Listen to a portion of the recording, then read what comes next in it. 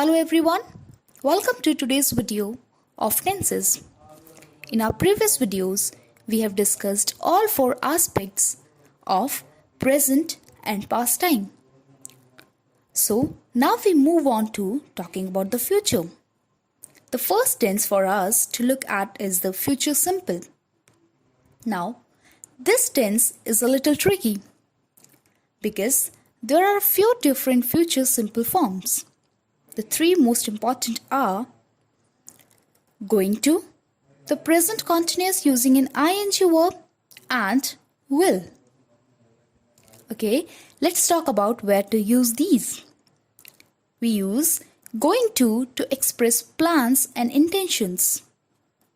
Like we make this form with a subject plus am, is, are going to plus a verb in its base form. For example, we are going to buy a car. That means we have a plan to buy a car soon. I'm going to start exercising regularly. Rahul is going to take a vacation from work. Now, if it is more than a plan, if we have made the arrangements, then we use the present continuous. This is a tense you know already. And when we use it to talk about the future, it is stronger than going to. For example, I'm having lunch with my parents on Saturday. So, my parents and I have a plan to do that. But also, we have agreed on the time and place it is fixed. Here is another sentence. We are flying to Mumbai the day after tomorrow. So, we have purchased the flight tickets and a trip is confirmed. Josh is giving a presentation to the board of directors on the 10th. On the 10th means on the 10th of this month. This is also a fixed arrangement. Now, you might be asking, so what's the difference really between going to and the present continuous? Well, here is a situation to help you understand. I'm going to see the dentist sometime next week. Okay, so do I have a plan to see the dentist? Yes. But do I know on exactly what day? No. I haven't booked any appointment yet. But if I say I'm seeing the dentist tomorrow afternoon, that is confirmed. I have an appointment. One more example. We are going to get married this year. Is the date fixed? No, it's a plan. We are getting married on April 21st. Is the date fixed? Yes, this is an arrangement. So, that's the difference between going to and the present continuous. But what about will? Let's talk about that now. Will is used to express three things. Instant decisions, that is decisions that we made suddenly. At the time of speaking, offers and promises. We make this form with a subject plus will plus a verb in its base form. At a restaurant, a waiter asks you, "May I take your order?" And you say, "Yes, I will have the burger and fries combo, please." This is an instant decision. You didn't plan 2 weeks ago to eat this food at this restaurant on this day. You just made the decision now. Okay, here's another example. Someone says the phone is ringing and you say, "I'll get it." You just decided to answer the phone. The next two examples show will used to make offers. These files are really heavy. I'll help you with them.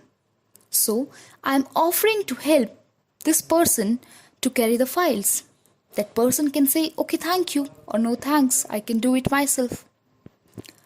Similarly, it's hard to get a cab at this hour. I will give you a ride home. You might say that to a colleague of yours when leaving work late. Your colleague might accept or politely decline your offer. And here is Will used to make promises. Can you lend me $200? I'll pay you back next week. Thank you for your email. We will respond within 2 business days. Alright, so far we have talked about expressing plans and intentions with going to. Fixed arrangements with the present continuous. And the 3 uses of will, instant decisions, offers, and promises. But there is one more future function that you need to know about.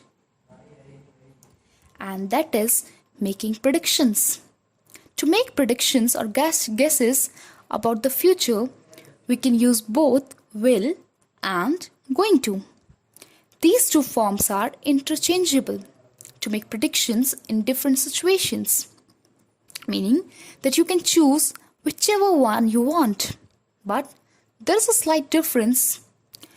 We normally use will to make predictions based on our knowledge and on our own personal experience. I think Spain will win the 2018 World Cup. They have been playing recently. So based on that knowledge, I think they will win the cup. You should watch Interstellar. I'm sure you will love it. I know that you like science fiction films, so I'm confident you will like this one. And we use going to when we make predictions based on something in the present. Something we can see now. So, we are sure. Look at the sky, it is going to rain soon. We can see a lot of black clouds. So, it's definitely going to rain in a few minutes. Mom is going to be really happy when she sees my grades. So, this kid has done really well in his exams. He has his report card in his hand and he knows for sure that his mother is going to be happy when she sees it. Alright, so remember this difference in making predictions with will and going to. Okay, we have covered a lot of information about the future simple tense. So let's do a quick recap of it. We use going to or talk about plans and intentions. We are going to buy a car. Plan. We use present continuous to talk about fixed arrangements. I am having lunch with my parents on Saturday. And we use will for 3 main purposes to express instant decisions. I'll have the burger and fries combo please. And to make offers, I'll help you with these files. And to make promises, can you lend me $200? I'll pay you back next week. We use will and going to make predictions. And if a prediction is based on our opinion, knowledge or experience, we use will. I think Spain will win the 2018 World Cup. And if a prediction is about on something we see right now, then we use going to, or like I say, look at the sky, it's going to rain soon. Alright, let's now move on and talk about the next tense, the future continuous. We make the future continuous with the tense with the subject plus will be plus a verb in continuous or ing form. For example, at 11 a.m. tomorrow, I'll be driving to Portland. So, tomorrow at 9 in the morning, I'm going to start driving to Portland. It will take me many hours to get there. But at 11 o'clock, I'll be doing this activity, that is driving. The future continuous tense expresses an action that will be ongoing.